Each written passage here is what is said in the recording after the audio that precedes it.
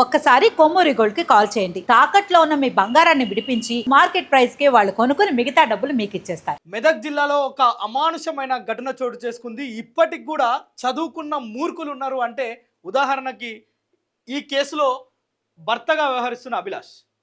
ఎందుకు ఆ మాట అంటున్నా అంటే వీడు చదువుకొని ఉద్యోగం చేసే ఒక యువకుడు భార్యని తన కడుపులో పుట్టే బిడ్డ, కడుపులో పెరుగుతున్న బిడ్డ నా బిడ్డనేనా కాదా అనే అనుమానం స్టార్ట్ అయింది.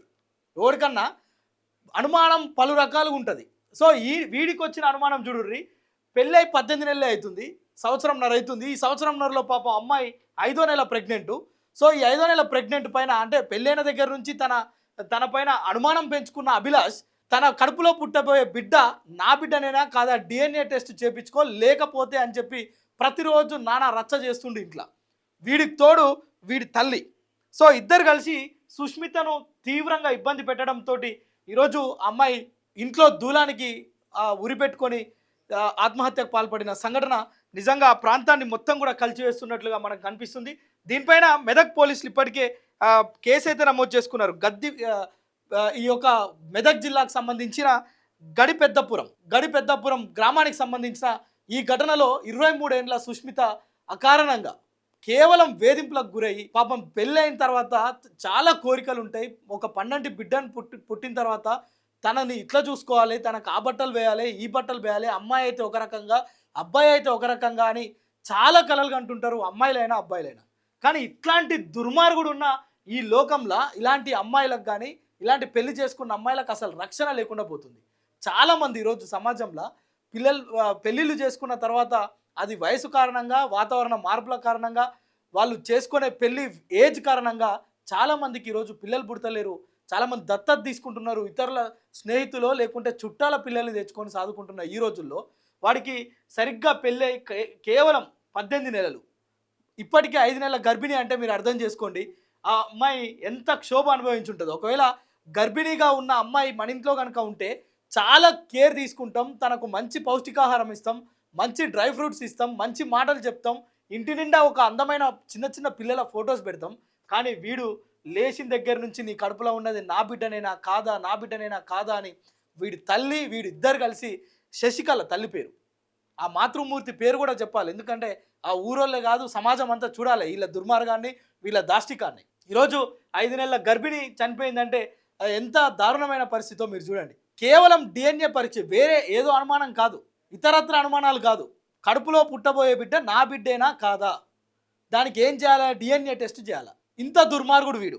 సో ఈ అల్లాదూర్ మండలం గడిపెద్దపూర్లో జరిగిన ఈ ఘటన పైన ఆ పోలీసులు కేసు నమోదు చేసుకొని దర్యాప్తు అయితే చేస్తున్నారు.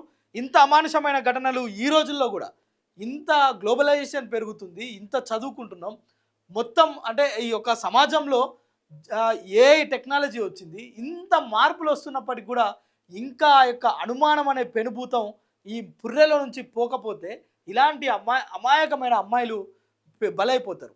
సో 18 నెలల క్రితం ఎంత వైభవంగా పెళ్లి చేసి ఉంటారో తల్లిదండ్రులు. ఆ అమ్మాయి సుష్మిత తల్లి పేరు జానాబాయ్. కుటుంబం అంతా కూడా ఈరోజు కన్నీటి పర్యంతం అవుతుంది. లబో దిబో అని మొత్తుకున్న ఆ అమ్మాయిని వాడు తీసుకురాలేడు. DNA టెస్ట్ ఇప్పుడు కూడా చేయొచ్చు, కానీ అమ్మాయిని తీసుకురాగలుగుతాడా? నవ వధువు సుష్మితను తీసుకొని రాగలుగుతాడా వాడు కానీ వాళ్ళ తల్లి కానీ? ఆ తల్లికి కూడా కనీసం కర్కశం, మొత్తం ఒంటి నిండా కర్కశమే ఉంది. ఆ తల్లి కూడా ప్రతిరోజు వేధింపులకు గురి చేస్తుండేదట. సో ఈ ఘటన పైన పోలీసులు అయితే కేసు నమోదు చేసుకున్నారు. ఇలాంటి దుర్మార్గమైన ఘటనలు జరిగినప్పుడు సమాజంలో కొంత ఇట్లాంటి వాళ్ళని చూసినప్పుడు చిదరించుకోవాలన్నా, అసహ్యపడాలన్నా, ఎన్కౌంటర్ చేయాలన్నా, ఊరేసి చంపాలన్నా, దీనికి ఏమంటారో మీరే కామెంట్ చేయండి. ఈ యొక్క అమానుష ఘటన మెదక్ జిల్లాని ఇప్పుడు కుదిపేస్తుంది. ఇది రాష్ట్ర వ్యాప్తంగా కూడా సంచలనం రేకెత్తిస్తుంది. ఎందుకంటే DNA కోసం ఒక నూతన వధువుని, ఒక గర్భిణిగా ఉన్న 5 నెలల గర్భిణిని హతమార్చిండు అనే చెప్పుకోవాలి. వాస్తవంగా వీడి వేధింపులు తాళలేకనే అమ్మాయి దూలానికి ఊరేసుకొని చనిపోయింది. కానీ చంపింది ఎవరు? దీని బ్యాక్గ్రౌండ్లో ఉన్నది ఎవరు? భర్త అభిలాష్, తల్లి శశికళ.